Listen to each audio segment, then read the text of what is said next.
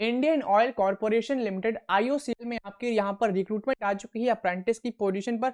अब इसमें आप इस टेबल में यहाँ पर देख सकते हो कौन कौन सी यहाँ पर पोजीशन है, कौन से स्टेट में, कौन सा रीजन में, यहाँ पर किस लोकेशन पे कितनी क्या नंबर ऑफ अपॉर्चुनिटीज हैं, ये सभी आपको इस टेबल में दिख रहा होगा। तो पहले हम बात करते हैं ERPL रीजन की। अब इस रीजन में कौन कौन से स्टेट आते हैं, तो इसमें आपका असम है, बिहार है, झारखंड, उत्तर प्रदेश और वेस्ट बंगाल। अब वेस्ट बंगाल, असम, बिहार, झारखंड, इनकी यहाँ पर कौन कौन सी लोकेशन यहाँ पर इसमें आती है इस रीजन में। तो असम में आप यहाँ पर रीजन देख सकते हो, ऐसे बिहार का आपका रीजन दिख रहा होगा, उत्तर प्रदेश का यहाँ पर रीजन आप देखो तो यहाँ पर बैतालपुर है, कानपुर, लखनऊ, मुगल सराय, प्रयागराज, ये आपके रीजन है। अब इसी लोकेशन के हिसाब से आपकी यहाँ पर नंबर ऑफ अपॉर्चुनिटीज भी लिखी हैं। जैसे कि अगर हम असम में बात करें, टोटल नंबर ऑफ जो अपॉर्चुनिटीज हैं वो आपके यहाँ पर 10 है ERPL रीजन में, ठीक है। ये लोकेशन आपकी कौन कौन सी है, इसमें आपका बोगनगांव है और आपका गुवाहाटी है। टोटल नंबर ऑफ जो अपॉर्चुनिटीज है वो यहाँ पर टोटल यहाँ पर 10 है। ऐसे ही आपका बिहार में इस लोकेशन पे टोटल नंबर ऑफ अपॉर्चुनिटीज 21 है। और आपकी झारखंड में जसीडीह में आपकी 3 यहाँ पर नंबर ऑफ वैकेंसी है।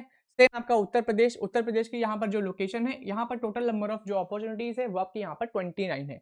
सेम आपका वेस्ट बंगाल का आप यहाँ पे लोकेशन देख सकते हो। इन लोकेशन पे टोटल नंबर ऑफ जो वैकेंसी है वो आपकी 38 रहने वाली है। तो अगर हम ERPL रीजन की बात करें, टोटल नंबर ऑफ वैकेंसी कितनी है, टोटल नंबर ऑफ वैकेंसी यहाँ पर 101 है, ठीक है। अब आते हैं ईस्टर्न रीजन पाइपलाइन में। तो ईस्टर्न रीजन पाइपलाइन में आपके यहाँ पर लोकेशन जो है वो यहाँ पर रीजन जो आपका है वो आपका है WRPL में आपके कौन कौन से यहाँ पे स्टेट्स रहेंगे, तो इसमें आपका गुजरात है, मध्य प्रदेश है, महाराष्ट्र है और आपका राजस्थान रहने वाला है। इसमें आप लोकेशन यहाँ पर देख सकते हो। जैसे अगर हम गुजरात में बात करें तो इस लोकेशन में टोटल नंबर ऑफ वैकेंसी आपकी 77 है। ऐसा ही आपका मध्य प्रदेश का रतलाम में आपकी टोटल नंबर ऑफ जो अपॉर्चुनिटीज है वो आपकी यहाँ पर 5 रहने वाली है, ठीक है।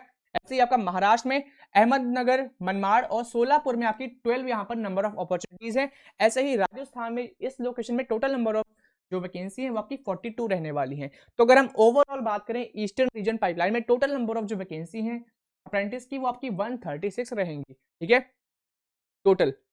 और यहाँ पर वेस्टर्न की यहाँ पर बात कर लें तो वेस्टर्न का आप यहाँ पर देख सकते हो। वेस्टर्न में आप यहाँ पर देखो तो यहाँ पे आपका NRPL रीजन है। अब NRPL रीजन में अगर आप आते हैं तो यहाँ पे आपका दिल्ली है, हरियाणा है, हिमाचल प्रदेश है, पंजाब है, राजस्थान आपका है और इसमें उत्तर प्रदेश का भी आपकी 2-3 यहाँ पर लोकेशन है।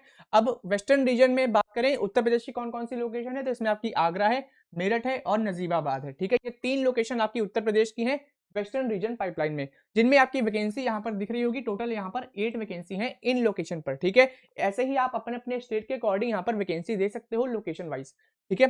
ऐसे ही आपका नर्दर्न रीजन में आते हैं तो नर्दर्न रीजन में आपका SRPL है, इसमें आपका आंध्र प्रदेश है, कर्नाटका है, तमिलनाडु है, ठीक है।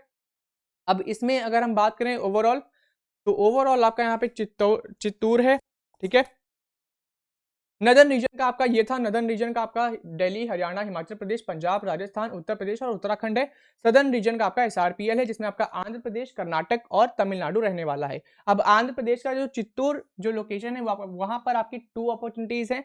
ऐसे ही कर्नाटक का बेंगलोर में आपकी 5 अपॉर्चुनिटीज हैं और तमिलनाडु के इस लोकेशन में आपकी 33 यहाँ पर अपॉर्चुनिटीज हैं। ओवरऑल अगर हम बात करें सदर्न रीजन पाइपलाइन में टोटल आपकी यहाँ पर 40 नंबर ऑफ वैकेंसीज हैं। फिर अब आते हैं SERPL में, ये आपका है south eastern region pipeline. SERPL का मतलब है साउथ ईस्टर्न रीजन पाइपलाइन। इसमें कौन कौन सी स्टेट है, तो आपका आंध्र प्रदेश है, छत्तीसगढ़ है, झारखंड है और आपका उड़ीसा यहाँ पर रहने वाला है। अब आंध्र प्रदेश में टोटल नंबर ऑफ अपॉर्चुनिटीज इस लोकेशन में आपकी 14 है, ठीक है। और जैसे ही छत्तीसगढ़ में आते हैं तो कोरबा और रायपुर में टोटल अपॉर्चुनिटीज 5 रहने वाली है। झारखंड में आते हैं तो आपका खुंटी यहाँ पर एक लोकेशन है, खुंटी में आपकी सिर्फ और सिर्फ 2 अपॉर्चुनिटीज हैं। ऐसे ही उड़ीसा में अगर आप देखो तो यहाँ पर लोकेशन मेंशन्ड है, यहाँ पे 37 अपॉर्चुनिटीज हैं और तेलंगाना का हैदराबाद में यहाँ पर 5 वैकेंसी रहने वाली हैं, ठीक है। ओवरऑल अगर हम बात करें साउथ ईस्ट रीजन पाइपलाइन में टोटल आपकी 63 वैकेंसी है। अब सबको मिला के अगर हम ओवरऑल देखें तो IOCL में आपकी 394 टोटल नंबर ऑफ यहाँ पर वैकेंसीज आ चुकी हैं। अब इसकी एलिजिबिलिटी क्राइटेरिया ये सभी चीजें डिस्कस कर लेते हैं, क्या क्या इसके लिए क्वालिफिकेशन आपके पास होना चाहिए, ठीक है। अब यहाँ पर आप क्वालिफिकेशन देख सकते हो, जैसे कि टेक्नीशियन अप्रेंटिस जो आपका mechanical, electrical, telecommunication and instrumentation जो आपका ट्रेड है उसके लिए यहाँ पर कुछ गाइडलाइंस यहाँ पर मेंशन्ड है PWBD के लिए, ठीक है। ऐसे ही आपका अकाउंटेंट के लिए भी गाइडलाइंस मेंशन्ड है। अब यहाँ पर बात करते हैं क्वालिफिकेशन एलिजिबिलिटी क्राइटेरिया की। तो जो आपकी जो ट्रेड है टेक्नीशियन अप्रेंटिस मैकेनिकल डिसिप्लिन में, इसके लिए क्वालिफिकेशन क्या है, 3 इयर्स का डिप्लोमा आपके पास होना चाहिए, ठीक है। अगर आपने मैकेनिकल इंजीनियरिंग या ऑटोमोबाइल इंजीनियरिंग इन दोनों डिसिप्लिन में से किसी एक डिसिप्लिन में अगर आपने डिप्लोमा कंप्लीट किया है तो फिर आप इस पे अप्लाई कर सकते हो इस ट्रेड में, ठीक है। ऐसा ही आपका टेक्नीशियन अप्रेंटिस इलेक्ट्रिकल डिसिप्लिन के लिए है। अगर आपने डिप्लोमा इन दोनों में से किसी एक ब्रांच में कंप्लीट किया है 3 इयर्स का तो फिर आप इसमें अप्लाई कर सकते हो।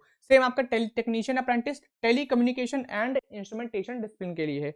अगर आपने डिप्लोमा अपना इलेक्ट्रॉनिक्स एंड कम्युनिकेशन इंजीनियरिंग में कंप्लीट किया है, या फिर अगर आपने electronics and telecommunication engineering या फिर electronics and radio communication engineering में कंप्लीट किया है, या फिर डिप्लोमा आपने इंस्ट्रूमेंटेशन एंड कंट्रोल इंजीनियरिंग, या फिर अगर आपने डिप्लोमा कंप्लीट किया है instrumentation and process control engineering, या फिर अगर आपने अपना डिप्लोमा कंप्लीट किया है इलेक्ट्रॉनिक्स इंजीनियरिंग में, तो फिर आप इस ट्रेड में अप्लाई करने वाले हो टेली कम्युनिकेशन एंड इंस्ट्रूमेंटेशन में, ठीक है। ऐसा ही आपका ट्रेड अप्रेंटिस के लिए है। अब ट्रेड अप्रेंटिस में जो आपकी डिसिप्लिन यहाँ पर रहने वाली है वो आपकी है असिस्टेंट ह्यूमन रिसोर्स।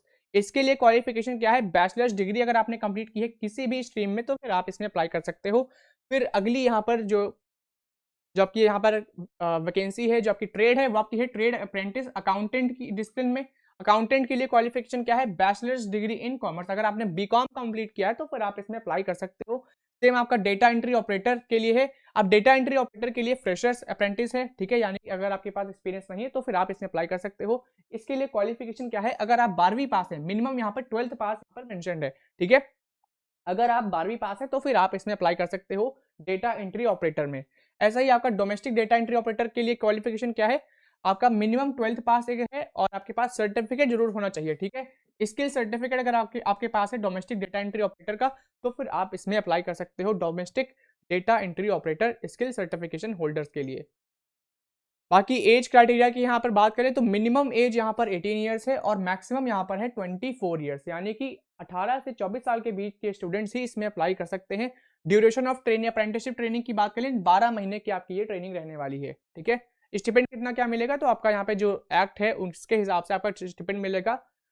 बाकी रिलैक्सेशन भी इसमें प्रोवाइड किया गया है, अपर एज लिमिट में रिलैक्सेशन प्रोवाइड किया गया है, जैसे कि SC/ST को 5 ईयर्स का अपर एज लिमिट में रिलैक्सेशन प्रोवाइड किया गया है। ओबीसी नॉन क्रीमी लीडर्स को यहाँ पर 3 ईयर्स का अपर एज लिमिट में रिलैक्सेशन प्रोवाइड किया गया है। ऐसे ही कुछ यहाँ पर रिलैक्सेशन प्रोवाइड किया गया है मिनिमम कट ऑफ में, मिनिमम क्वालिफिकेशन मार्क्स में भी आपका रिलैक्सेशन प्रोवाइड किया गया है, जैसे कि 5% रिलैक्सेशन इनको प्रोवाइड किया गया है SC/ST PWBD कैटेगरी कैंडिडेट्स को, ठीक है। सिलेक्शन मेथोडोलॉजी की बात कर लें तो सबसे पहले आपको क्या करना है, जाकर आपको सबसे पहले NATS पोर्टल पर जाकर आपको रजिस्टर करना होगा, अपनी आईडी बनानी होगी, फिर आप वहां से जाकर अप्लाई कर सकते हो, ठीक है।